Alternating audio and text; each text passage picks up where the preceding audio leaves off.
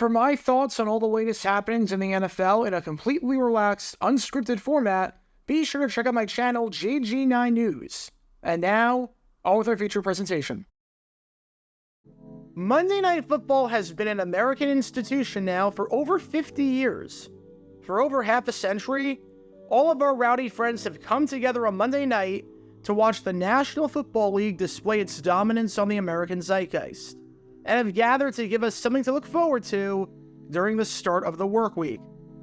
And in the over half-century-long history of Monday Night Football, if you ask people what the greatest season of all time was, I think everyone would tell you that it was this season right here, the 2000 campaign. 2000 in general stunk for the NFL, but all of the games were on Monday night. Think of all the crazy games that have happened on Monday Night Football, and just think of how many of them took place in the year 2000 alone. Heck, if you clicked on this video thinking of any Monday night game in particular, it might have been one from that 2000 season, just because of how good it was. You had the incredible 41-36 shootout to kick off the season between the Denver Broncos and the defending Super Bowl champions St. Louis Rams.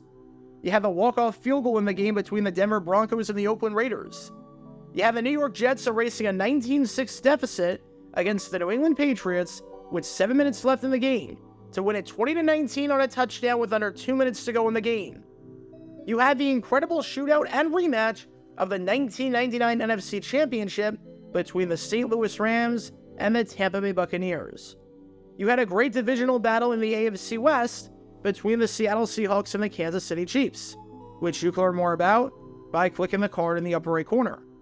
You had arguably the greatest catch of all time, when the Green Bay Packers defeated the Minnesota Vikings 26-20, when Antonio Freeman walked it off on a circus catch where no one, to this day, knows how he caught the ball. And of course, you had the Monday Night Miracle, where the New York Jets erased a 30-3 deficit in the fourth quarter against the Miami Dolphins to somehow win it 40-37 in overtime. This montage is probably very nostalgic for a lot of people, because it seemed like every other week, we were getting an instant classic on Monday night. Monday nights in 2000 were historic. Speaking of historic, the whole point of this channel is to document the weird and wacky history of the NFL that you might not know about.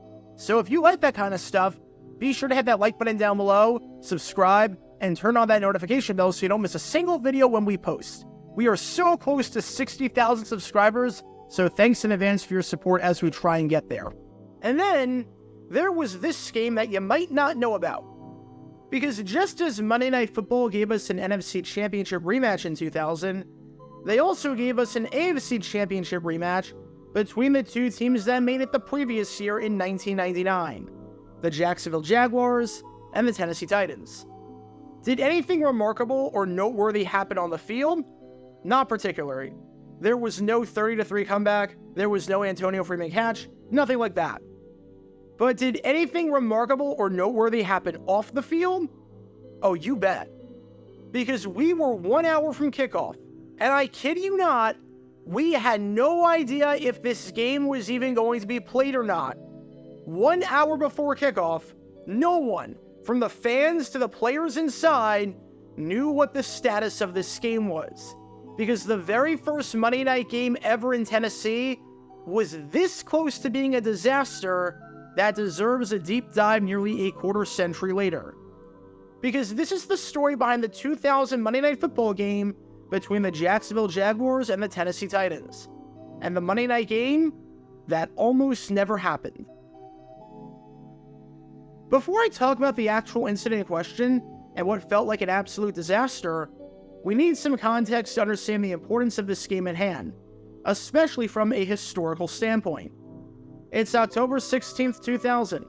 It's week 7 of the NFL season, and as we're nearing the halfway point of the year, we've got a big game on our hands in the AFC Central between two divisional rivals in the Jacksonville Jaguars and the Tennessee Titans. Even though the Jaguars have only been around since 1995, I think it's safe to say that there is some bad blood between the two teams by this point, as this game was absolutely monumental for a ton of reasons. For Jacksonville, there is the obvious angle of revenge, as they lost 3 times to the Titans in 1999, with the Titans giving them both of their blemishes on their 14-2 record, as well as their crushing defeat in the AFC Championship. However, it's also a big game for Jacksonville from the perspective of staying alive in the playoff hunt, because as things stood, the Jaguars were just 2-4. Lose this game and drop to 2-5, giving you the third worst record in the AFC, and it is going to be a massive uphill climb to make the playoffs, especially when 7 of the teams already have 4 wins. As for Tennessee, they enter this one as one of the best teams in football, as unlike the Jaguars, the Titans are picking up right where they left off, sitting atop the AFC Central with a 4-1 record. Win this game, and you're tied for the number 1 seed, squarely in the hunt for home field advantage throughout the postseason.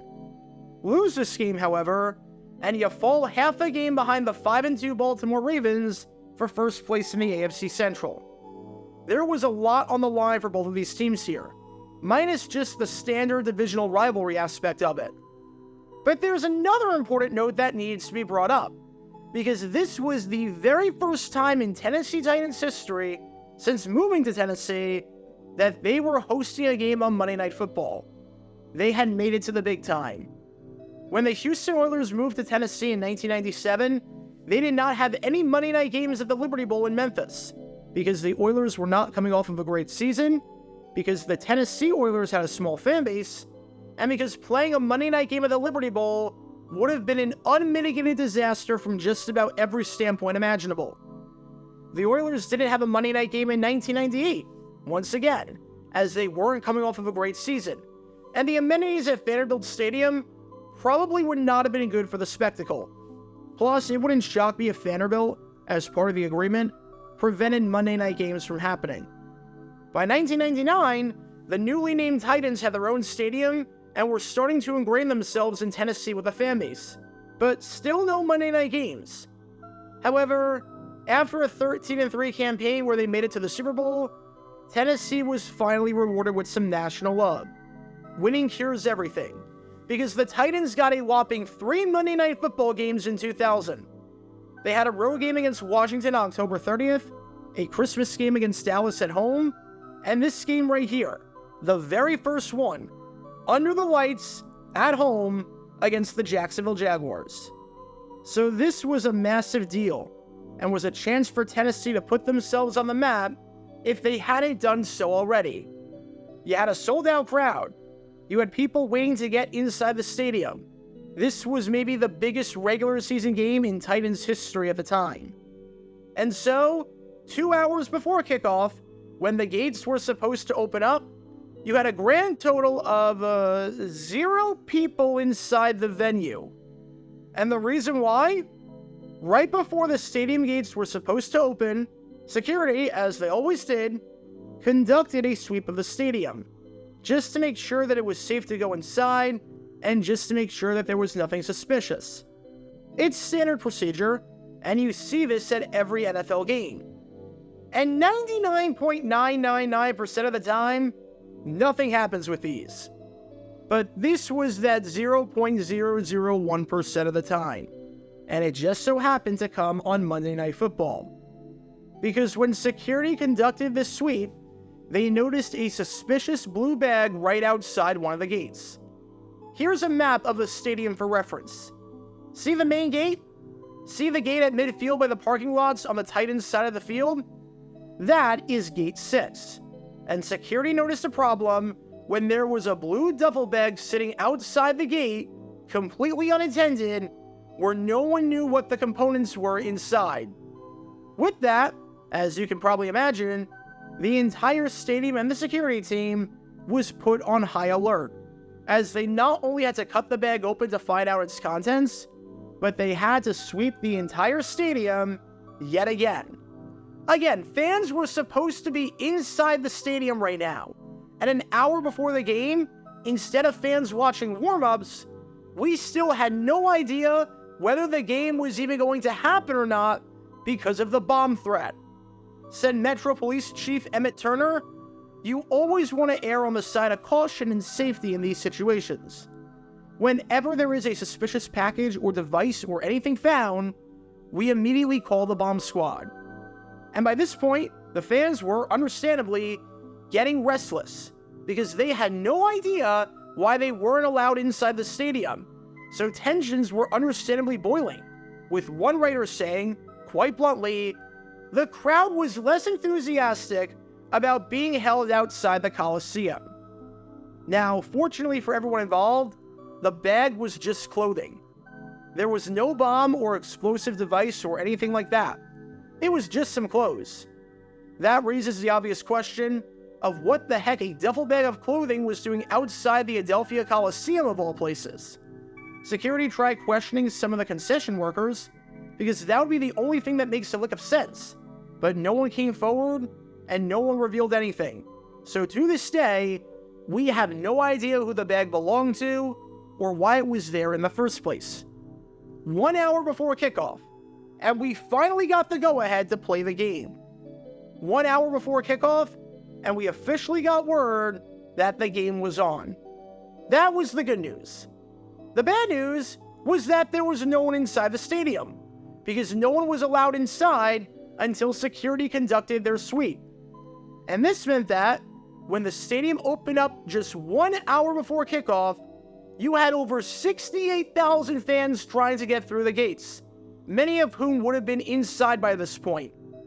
The gates usually open up 2 hours before kickoff, and now it was only 1 hour, with one man even yelling "free at last" when fans were finally allowed into the venue. If you wondered why there were some empty seats when the game started, that's why. Try letting 68,000 fans into a venue in an hour.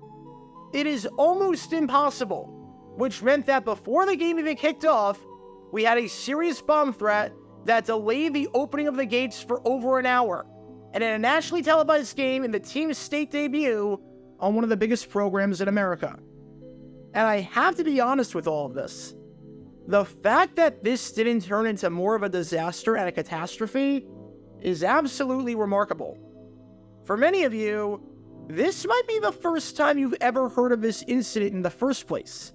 But there is another scenario and another universe where this is remembered as one of the biggest stadium disasters of all time, especially in the United States. Think about it. This was 2000. You didn't have smartphones where you could access anything on a whim. You didn't have social media where you could follow reporters wherever you were and get up-to-the-minute news on everything. You didn't have any of that. Obviously, there were no announcements outside the stadium saying anything about a bomb threat being the reason for the delay, because that's exactly what you don't do, because people would be panicking. You had 70,000 fans, many of whom were drunk and restless and had a little something in their system, waiting to get inside for the first Monday night game in franchise history against a divisional rival. And 1 hour before the game was about to start, no one was being let inside, and no one knew any information whatsoever about why they couldn't get in. Considering all of that, it is absolutely insane and a huge testament to the Tennessee fans that, at least from what I could tell, no one got injured. No one died. There were no casualties. I can easily see a scenario where this is like the Who concert in Cincinnati in 1979, which you can learn more about by clicking the card in the upper right corner. I can easily see a scenario where there is a giant stampede and complete anarchy, and fans get crushed because people are trying to get in thinking that they're going to miss the game, and because there are 70,000 people just standing around that should be inside the stadium that aren't. I can easily see a scenario where impatient drunk fans who don't know what's going on try and push their way up, and it sets off a domino effect. The fact that it didn't, the fact that this is just a footnote in NFL history, and the fact that for many of you, if you're not a Titans fan, this might be the first time you've ever heard of this, absolutely remarkable in so many ways. And the Titans fan base got rewarded for their patience on this day, as you've probably been able to tell from all these highlights. Because I'm sure the fans were more than willing to accept the delay getting into the stadium if it meant getting to watch their team absolutely dominate and put on a show. Because when all was said and done, and when the game was actually played, the Titans did exactly what they did in 1999, and they defeated the Jaguars. taking it by the final score of 27-13. The game was not even that close, seeing as the Titans led 27-6 before a garbage time touchdown by the Jags with less than a minute to go in the contest. The late great Steve McNair had an incredibly efficient game under center, never getting sacked, throwing for 234 yards, 2 touchdowns, and no interceptions, and posting a passer rating of 131.8. And the Jaguars had no answer from a run defense standpoint for Eddie George, who ended the game with 167 rushing yards on 5.8 yards per carry and a touchdown, along with 200 yards from scrimmage if we count his contributions in the passing game. The Jags lost the turnover battle. Their offensive line couldn't protect Mark Brunell at all, as he got sacked 5 times. And the Jags had a brutal stretch where they went 6 straight drives without scoring. That's not going to get it done against this high-powered Tennessee offense. Maybe if Keenan McCardle doesn't fumble the ball going into the end zone at the end of the first half, we're looking at a completely different contest. But alas, it was not meant to be. The first Monday Night Football game ever in the state of Tennessee was a historic affair in more ways than one, and it ended with the Titans coming out on top, just as they seemingly did all the time. And what was also crazy about the game between these two teams behind me right here is that in the middle of the contest, the sprinkler system went off on the field. You can see it right here. This makes it the second time in the calendar year 2000 that the Jacksonville Jaguars were playing a game on national television against an AFC team and the sprinklers went off. If I had a nickel for every time the sprinklers went off in 2000 involving the Jaguars game, I'd have 2 nickels, which isn't a lot, but it's weird that it's happened twice. As for what happens to both of these teams behind me right here, the Jaguars finished this season with a disappointing 7-9 record, missing the playoffs for the first time since 1995. And you can learn more about that disastrous season of theirs by clicking the card in the upper right corner. Meanwhile, the Tennessee Titans were one of the best teams in football. They ended the season 13-3, they won the AFC Central for the first time since moving to Tennessee, and they finished with not just the best record in the AFC and the number 1 seed, but the best record in the entire National Football League. A tale of 2 completely different seasons. This game right here between the Jacksonville Jaguars and the Tennessee Titans was an absolutely historic moment for the Titans fan base. For the first time ever, they got to see their team play on Monday Night Football, and they got to see their team win in the process in convincing fashion against their rival. But it's crazy how it almost didn't turn out that way, and it almost turned out to be a complete and utter disaster, if it wasn't already. I don't know of too many Monday Night Football games where we're an hour away from kickoff, and no one knows what's going to happen regarding whether or not the game will even be played. Can you imagine watching Monday Night Countdown and you don't even know whether they're going to be on? Crazy. Even if all the duffel bag contained was closed, how this game didn't turn into a catastrophe and complete disaster from a fan-crushing and stampede perspective is somewhat amazing, because this could have been a completely different story a quarter century later. Because in 2000, whether you were watching the game on TV or were in the stands and trying to get inside the stadium while having no idea what was going on and while being completely in the dark to a massive bomb threat, when it came to the first Monday Night Football game ever in Tennessee, we definitely remember the Titans. Get your official Jaguar Gear 9 merchandise by going to jj9shop.com, and be sure to like and subscribe, as it really helps the channel out a lot. Join me every Wednesday night where we'll play NFL Trivia for cash prizes at 9 p.m. Eastern over on Twitch. To learn more about the history of college football, subscribe to Jaguar Gator 8. To learn more about the history of Major League Baseball, subscribe to Jaguar Gator 7. Also, special thanks to all of our Patreon supporters for helping out the channel. Your support is greatly appreciated. See how you can become a patron and request future video topics in the description below.